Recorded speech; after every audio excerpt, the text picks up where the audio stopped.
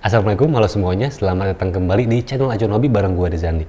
Nah, setelah 2 bulan lebih gue nggak upload video, akhirnya sekarang kesampaian lagi buat upload video baru. Walaupun ini video baru, cuman helmnya nggak baru-baru banget. Jadi ini helmnya udah rilis beberapa waktu ke belakang. Ini dia KYT Galaxy Flat R.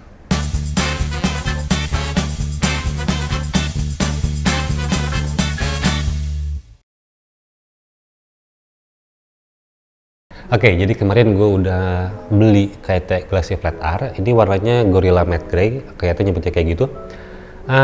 Baru di review sekarang karena kemarin ada beberapa kendala teknis dan baru ada rezeki saran juga buat minang helm ini. Jadi sekarang kita bahas helm ini aja langsung ya. Kita seperti biasa kita mulai dari si eksteriornya dulu atau tampilannya dulu.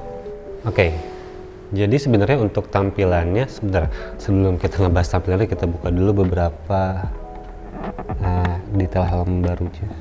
Ini screen protector, maksudnya visor protektornya. Lalu sini ada apa ya, manual book mungkin ya, manual book kita buka juga. Oke, ini udah gue lepas. Oke, sekarang kita ngebahas si helmnya dari eksteriornya dulu. Jadi untuk tampilannya sebenarnya ini nggak fresh banget sih, walaupun nih helm yang terakhir dirilis oleh KYT dengan bentuk yang berbeda, kan ada yang rilis cuma liverynya doang, cuma ini beneran helm baru, jadi kayak facelift dari Galaxy Slide. Jadi dari tahun 2000-an atau 2010-an tuh udah ada KYT Galaxy Slide. Dia terkenal dengan double visornya dan ini pengembangannya sebenarnya nggak banyak pengembangannya, cuman emang kentara itu bagian visornya dan beberapa bagian lain ntar kita bahas di segmen selanjutnya. Oke, untuk tampilannya sebenarnya untuk penilaian gue sendiri untuk helm ini tuh nggak terlalu agresif dan seperti helm-helm yang kekinian. Ini masih kentara kayak helm-helm tahun 2010-an kayak gini dengan bentuk spoiler yang besar padat, bukan besar panjang. Maksudnya kan besar tuh besar runcing ya, ini besarnya besar padat di tengah kayak helm-helm tahun 2010-an seperti gue bilang di awal. Lalu di bagian depannya tuh ada dua belah ventilasi dengan mekanisme sliding. Jadi sini ada ventilasi depan untuk hawa masuk, itu mekanisme sliding. Build quality-nya untuk ABS-nya sih itu cukup oke sebenarnya. Ini slidingnya ada dua step, jadi ada satu step dan ini dua step. Jadi ini 2 kali step gitu untuk membuka tutup ya.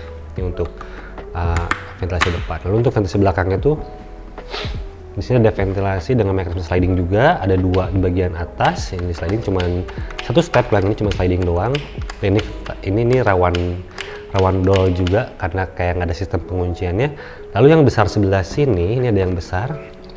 Selain untuk pemanis juga untuk bentuknya, dia beda warna, beda bahan. Ini bisa dibuka juga dengan mekanismenya sliding.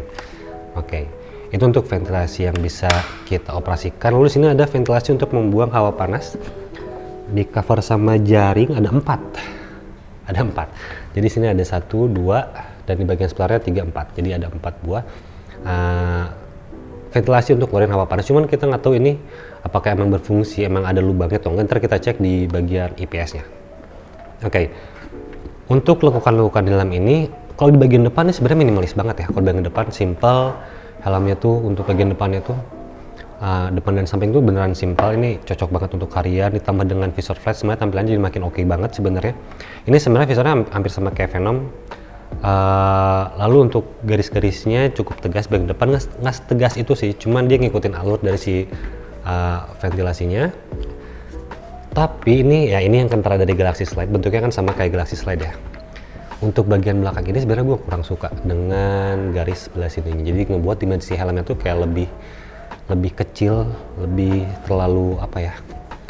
Mau dibikin dinamis, cuman nggak kurang dinamis gitu si bentuknya tuh. Bentuknya kayak bentuk apa ini? Kayak bentuk huruf M atau apapun itulah gitu. Jadi wavy sebelah sini tuh terlalu melengkung karena kesannya kalau untuk desain. Tren desain tahun sekarang 2020-an tuh yang tegas-tegas tuh lebih banyak disukai gitu. Ini kan dia oval, melengkung, terlalu smooth itu lengkungannya. Jadi gue pikir ini masih kental dengan helm tahun 2015 ke bawah lah gitu. Itu menurut pendapat gue pribadi ya. Nah, untuk di sebelah kirinya ini ada Mekanisme untuk pengoperasian double visor ini gede, si mekanismenya sama kayaknya kayak sama Galaxy Slide dan cukup mudah, dan seharusnya waktu di jalan kita mengoperasikan pakai tangan kiri itu lebih mudah seharusnya ya. Lalu di bawahnya nih ada anti theft system. Ini preferensi masing-masing sih, maksudnya ada yang menggunakan ada yang enggak, cuman kayaknya sudah tetap menyediakan di helm ini. Lalu warnanya Gorilla Matte Grey, gue tetap ngambil Gorilla Matte Grey sama dengan DJ Max yang gue ambil sebelumnya karena masih jarang di jalan yang pakai warna ini, mungkin karena warnanya doff. Banyak orang yang nggak mau ngerawat warna doff karena emang lebih sulit, cuman gue lebih suka lebih kalem dan lagi in mungkin si warna grey kayak gini tuh kan. Dan dipaduin dengan warna ventilasinya ini sebenarnya bukan hitam pekat, jadi tetap ada hitam sedikit abu dan finishingnya juga doff, nggak glossy gitu. Jadi gue pikir yang glossy yang mencolok tuh si ventilasi tengah ini, bukan glossy, cuman bahannya tuh nggak matte gitu, kayak transparan smoke untuk warna ventilasi tengahnya. Ini jadinya jadi pop up gitu, gue sukanya sebelah situ sih. Lalu kalau misalnya gue ntar mau ganti visor dengan warna iridium, warna apapun yang lebih mencolok, dipaduin dengan warna matte itu kayaknya lebih oke kalau menurut gue ya. Oke, lanjut ke bagian visornya. Untuk visor ini ya seperti yang udah disebutin di awal dan sesuai dengan namanya juga, ini Galaxy Flat R. Flat R mungkin ngambil dari jenis visor yang digunakan. Ini kayaknya sama dengan KYT Venom. Untuk build quality-nya juga ini sebenarnya oke. Karena untuk visor-visor yang keluaran dari pabrikannya langsung, bukan aftermarket, gue lebih suka dengan finishingnya, dengan kualitinya, dan gue ngerasa ini kualitinya oke banget untuk si visornya ini. Lalu di bagian ujungnya juga ada roll ini tuh kayaknya untuk memudahkan kita ngegenggam si visornya waktu naik turunin visornya kalau kita lagi riding gitu. Dan secara detail juga sebenarnya roll kayak gitu di ujung tuh sebenarnya oke banget sih gitu sebagai detail-detail penambah aksen. Lalu ini juga udah double visor, jadi ada dua visor. Dan di sini juga ini nggak tuh sebutannya apa, kalau nggak misalnya kalian lihat sebelah ujung ke ujung kanan, ini sudah umum di semua helm, cuman kadang-kadang ada yang salah kaprah dalam mengetahui fungsi dari benda kecil ini tuh gitu. Ini juga gue dapat referensinya dari reviewers atau toko helm di luar negeri ya. Indonesia kayaknya udah yang ngebahas, cuman gue yang belum tahu mungkin ya gitu. Jadi setahu gue ini tuh fungsinya untuk menahan visornya kalau misalnya kita crash. Jadi kalau misalnya kita crash nih, coba gue tekan tuh dia bakal nahan, jadi dia nggak ngelukain muka kita kalau misalnya amitnya kita crash menggunakan helm ini gitu. Helm apapun biasanya udah ada si holder visornya ini untuk apa ya, bukan holder mungkin bahasanya, pokoknya ini penahan visornya kalau misalnya kita crash amit-amitnya, dan biar nggak kena muka kita si pecahan si visornya gitu. Dia pecah duluan dan ketahan sama ini, nggak nusuk ke dalam gitu nih. Kalau misalnya detail ini gue tekan, dia ketahan sama ini nih. Oke. Lalu untuk material shellnya sendiri ini masih menggunakan termoplastik seperti pada umumnya, sesuai dengan budgetnya juga. Budgetnya antara 500, ntar di akhir kita komparasi beberapa helm dengan budget yang sesuai dengan kayak Galaxy Flat R ini. Dan by the way gue suka banget juga untuk finishing si brand KYT-nya di warna matte grey ini oke banget finishingnya. Warnanya juga sama-sama grey, yang di belakang dibikin pop up, mungkin kalau lebih kecil lebih kece dan dotnya kegedean menurut pendapat gue pribadi. Oke, sekarang kita lanjut bahas ke interiornya.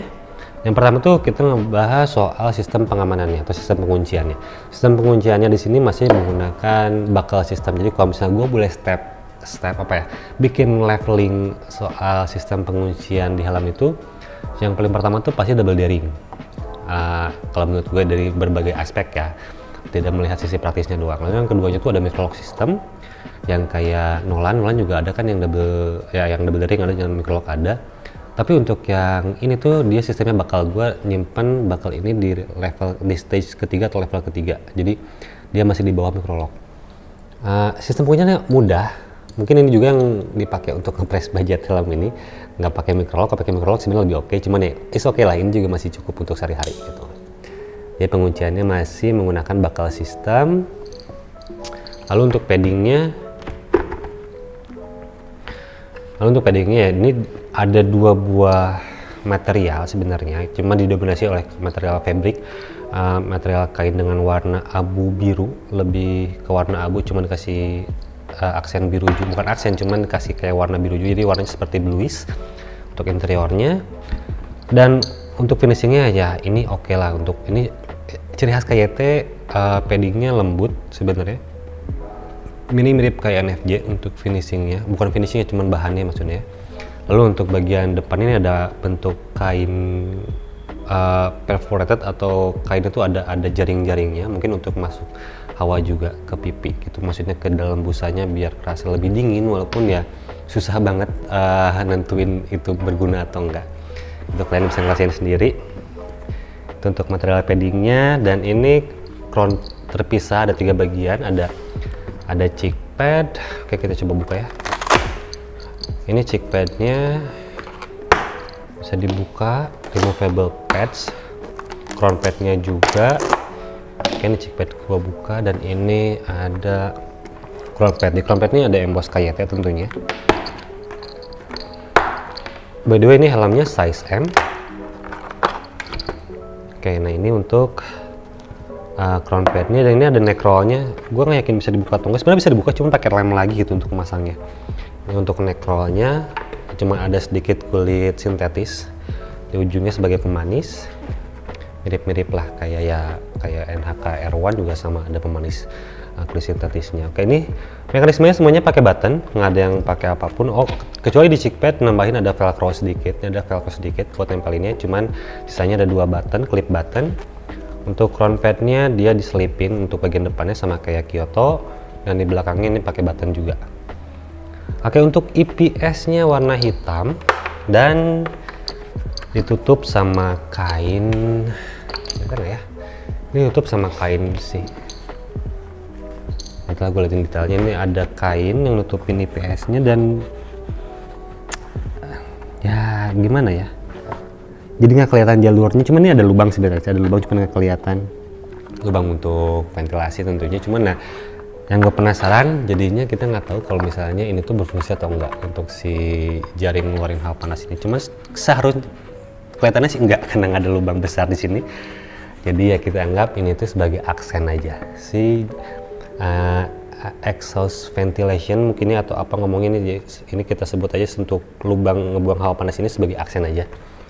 Oke, jadi fitur tambahan dari si helm itu sudah ada fitur wearable glasses, jadi memudahkan untuk teman-teman yang menggunakan kacamata, riders yang menggunakan kacamata lebih nyaman menggunakan helm ini tentunya, karena udah ada fitur tersebut gitu. Lalu untuk dalam ini belum dilengkapi dengan fitur intercom ready, bukan berarti tidak bisa dipasang intercom ya, beda. Kalau intercom ready itu berarti tidak ada slot intercom, slot untuk speaker intercom, untuk speakernya aja. Cuman kalau dipasang intercom bisa speaker bisa masuk, bisa, cuman emang lebih dekat ke telinga, nggak ada ruang khusus untuk speakernya. Cuman kalau untuk helm-helm yang sudah ada fitur intercom ready kayak lokal kayak NFJ, lalu ada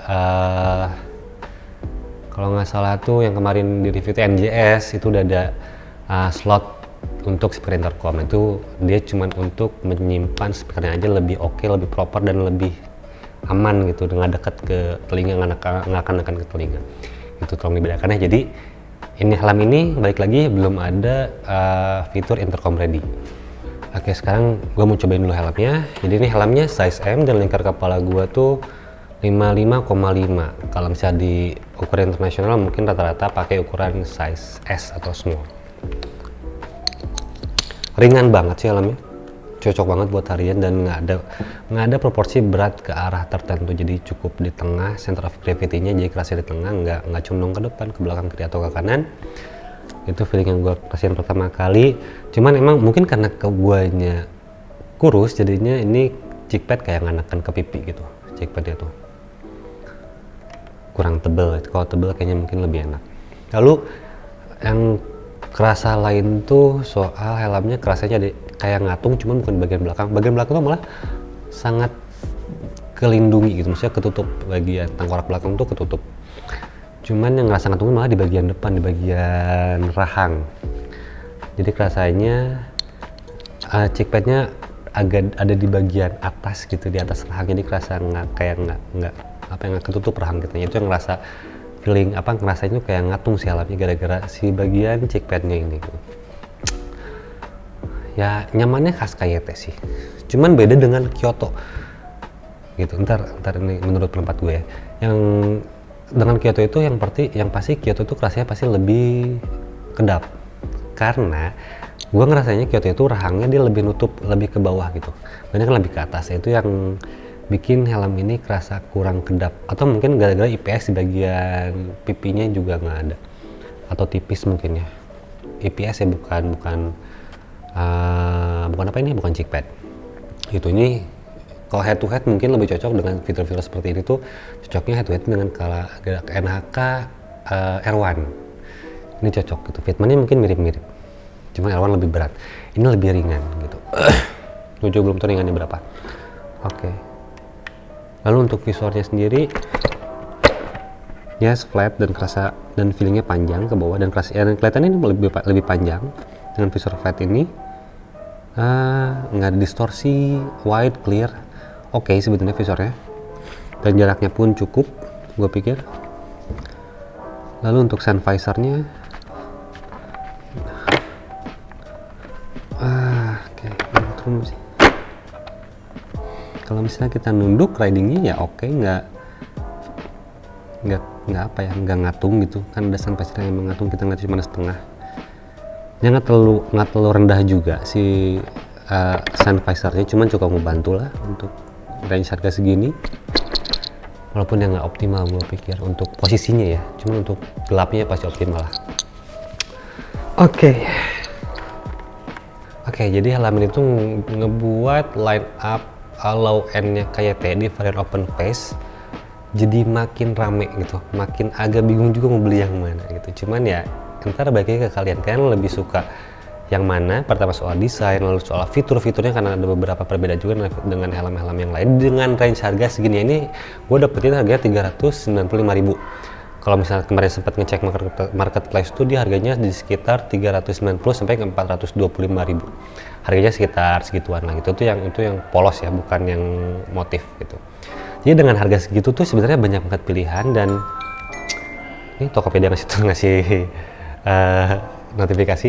Oke, nah untuk harga segitu tuh banyak banget pilihan. Ada Ink Dynamic, naik dikit lah berapa puluh ribu gitu. Terus ada KYT Kyoto, ada DJ Maxi, itu untuk keluarganya KYT.